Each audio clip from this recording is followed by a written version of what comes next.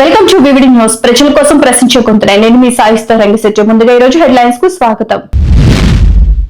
కర్నూలు శివారు చిన్నటేకూరులో విషాదం. Kaveri travels bus దగ్ధం. 25 మందికి పైగా మృతి. శ్రీశైలం డ్యాం సమీపంలో కేవీ స్విచ్ యార్డ్ వద్ద చిరుతపులి సంచారం. ప్రజా ఉద్యమం ర్యాలీని విజయవంతం చేయాలని పిలుపునిచ్చిన నంద్యాల వైఎస్ఆర్సీపీ నాయకులు. కర్నూలులో బస్సు ప్రమాద స్థలాన్ని పరిశీలించిన హోంమంత్రి Anitha Vangalapudi. DGP Harish Kumar Gupta. NIDM south campus లో అటవీ శాఖ అధికారులతో పవన్ రివ్యూ. నంద్యాలలో రాయలసీమ సాగునీటి సాధన సమితి ఆధ్వర్యంలో బహిరంగ సభ. పల్నాడు జిల్లా పిడుగురాలలో జనసేన నాయకుడిపై టీడీపీ నేత దాడి. తిరుపతి నగర కౌన్సిల్ సమావేశంలో గందరగోళం. బయట వ్యక్తి లోపలికి వచ్చి సభ్యుడిపై దాడి. డీటెయిల్స్ చూస్తే కర్నూలు శివారు చిన్నటేకూరులో విషాదం.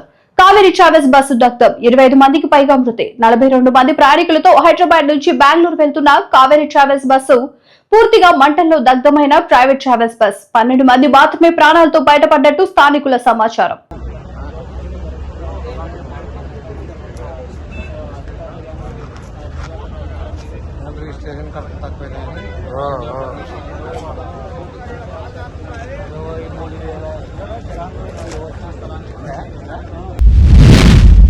శ్రీశైలం డ్యాం సమీపంలో కేవీ స్విచ్ యార్డ్ వద్ద చిరుతపులి సంచారం. గత 2 రోజులుగా కుక్కలపై దాడి చేస్తూ చిరుతపులి సంచారం భయాందోళనలో.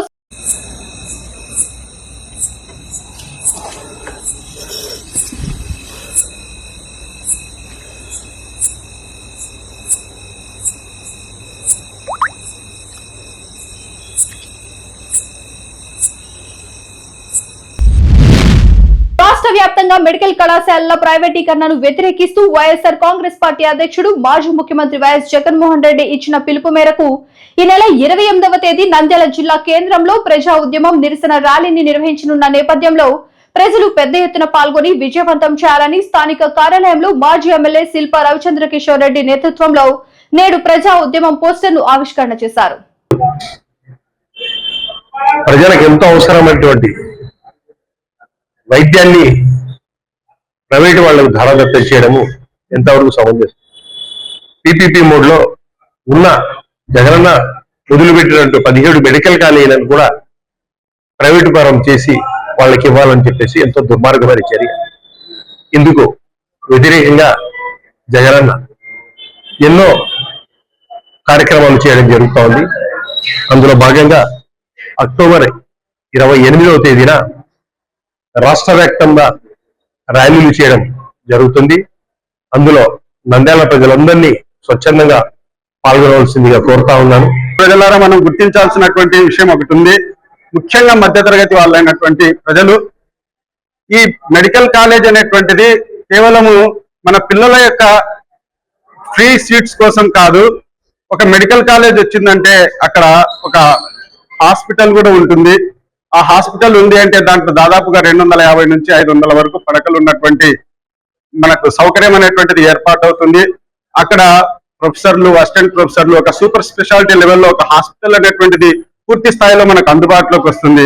అలాంటి పరిస్థితిలో ఆరోగ్యశ్రీ ఫెసిలిటీ లేనటువంటి మధ్యతరగతి ప్రజలందరూ కూడా ఆ ప్రభుత్వ ఆసుపత్రిలో ప్రభుత్వ సౌకర్యాలు పొందేటువంటి అవకాశం ఉంటుంది. ఇలాంటి అవకాశాలను మనం పోగొట్టుకునేటువంటి ప్రమాదం ఉంది. కాబట్టి దీన్ని కేవలం ఒక వైద్య విద్య గురించే కాకుండా మనకు జరిగేటువంటి వైద్య సహాయాన్ని కూడా మనము కోల్పోతున్నాం అనేటువంటి విషయాన్ని గుర్తించి దీన్ని మనం పూర్తి స్థాయిలో వ్యతిరేకించాల్సినటువంటి అవసరం ఉంది.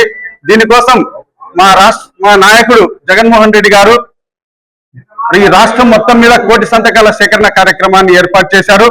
అందులో కర్నూలు బస్సు ప్రమాద స్థలాన్ని పరిశీలించిన హోంమంత్రి అనిత వంగల్పూడి. డీజీపీ హరీష్ కుమార్ గుప్తా. ప్రమాదం ఎలా జరిగిందో వివరిస్తున్న అధికారులు ఇప్పటి వరకు 19 మంది మృతదేహాలను వెలికి తీసిన సిబ్బంది.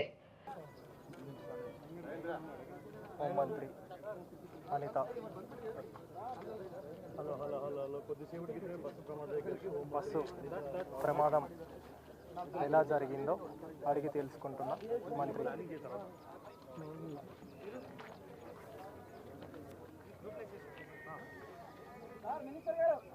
అధికారులని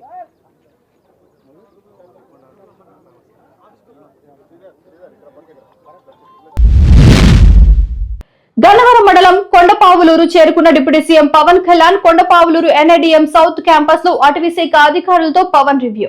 Who have kindly consented to grace this occasion. We are deeply honored to welcome Sri Konitala Pavan Kalyan Garu, Honorable Deputy Chief Minister of Andhra Pradesh, Minister for Environment, Forest, Science and Technology, Minister for Panchayat Raj, Rural Development and Rural Water Supply, who has kindly consented to inaugurate this two-day workshop.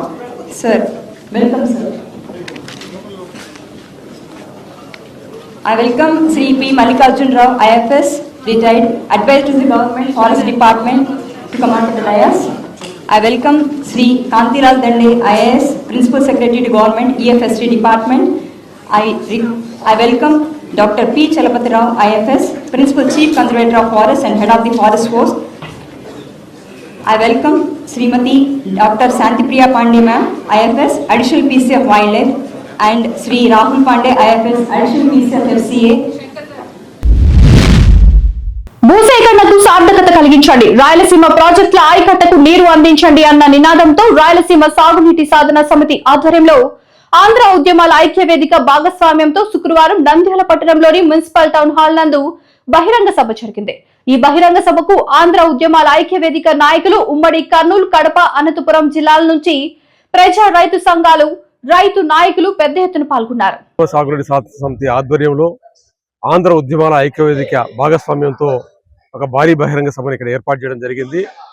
అత్యంత వర్షాలు పడుతున్నా, తుఫాను ఉన్నప్పటికీ కూడా రైతులు పెద్ద ఎత్తున ఈ కార్యక్రమానికి వచ్చారంటే రాయలసీమ పట్ల పాలకుల యొక్క దుర్మార్గం ఏ విధంగా ఉందో తెలియజేస్తోంది. ఈరోజు రాయలసీమలో ప్రధానంగా నీరు రావాల్సిన సోర్సెస్ రెండు, ఒకటి తుంగభద్ర డ్యామ్ నుండి వస్తుంటే తుంగభద్ర విషయాలు ఈరోజు మాట్లాడడం లేదు. కానీ మీ ముందు శ్రీశైలం రిజర్వాయర్ నుండి 14 లక్షల ఎకరాలకు 2 సోర్సుల ద్వారా మనకు నీళ్లు రావాల్సి ఉంది. ఒకటి మల్యాల నుండి ఎత్తిపోతల పథకం ద్వారా 6 లక్షల ఎకరాలకు, పోతిరెడ్డిపాడు హెడ్ రెగ్యులేటర్ నుండి బనకచెర్లకు వచ్చి 8 లక్షల ఎకరాలకు నీళ్లు రావాల్సి ఉంటే మొత్తం 14 లక్షల ఎకరాల్లో 44 దశాబ్దాల తర్వాత, 40 సంవత్సరాల తర్వాత ప్రాజెక్టు మొదలుపెట్టిన తర్వాత కూడా ఈ రోజు కేవలం 2 లక్షల ఎకరాలకు మాత్రమే నీళ్లు పారుతున్న పరిస్థితి కనపడుతూ ఉంది. పంట కాలువల ద్వారా తూమును తీసుకుంటే, లేదా రైతులు ఎత్తిపోసుకున్నది మరో 2 లక్షల ఎకరాలకు నీళ్లు పారుతున్నాయి. అంటే మొత్తంగా 4 లక్షల ఎకరాలకు నీళ్లు పారుతోంది. ఈ ఎత్తిపోసుకుంటున్న 2 లక్షల ఎకరాలకు కూడా రైతులు 20,000 నుండి 40,000 రూపాయలు ఖర్చు పెట్టుకుంటున్నారు. ఈ రోజు వ్యవసాయం అధ్వానంగా ఉన్న స్థితిలో 20-40,000 పెట్టుకుంటున్న రైతు ఆ లాభానికి కాదు కానీ ఒక రొటేషన్ లో వ్యవసాయం చేయడం కోసమే అది చేస్తున్న నేపథ్యం ఒకటి కనపడుతుంది. అది పోలిస్తే మిగిలిన 10 లక్షల ఎకరాలు ఆకాశం వైపు, నీళ్ళ వైపు చూసుకుంటూ ఈ రోజు వ్యవసాయం చేస్తున్న పరిస్థితి కనపడుతూ ఉంటే 14 లక్షల ఎకరాలకు చట్టబద్ధమైన నీటి హక్కులు, బచావ్ ట్రిబ్యునల్ హక్కులు ఇచ్చింది, రాష్ట్రం చట్టం హక్కులు ఇచ్చిన ప్రాజెక్టుల నిర్మాణాలను పూర్తి చేయమంటే ప్రభుత్వం ఈ పనులు చేపట్టకుండా వాళ్ళు డబ్బులు సంపాదించుకోవడం కోసం, ప్రజల కోసం ప్రాజెక్టులు కట్టుకోకుండా డబ్బులు సంపాదించుకునే కార్యక్రమం కుందు నది వెడల్పు అంటూ అక్కడ నుండి నిప్పులవాగు నుండి గాలేరును కుందు నదిని వెడల్పు చేసే కార్యక్రమాన్ని చేపట్టడానికి పోతున్న నేపథ్యం మనకు కనపడుతుంది.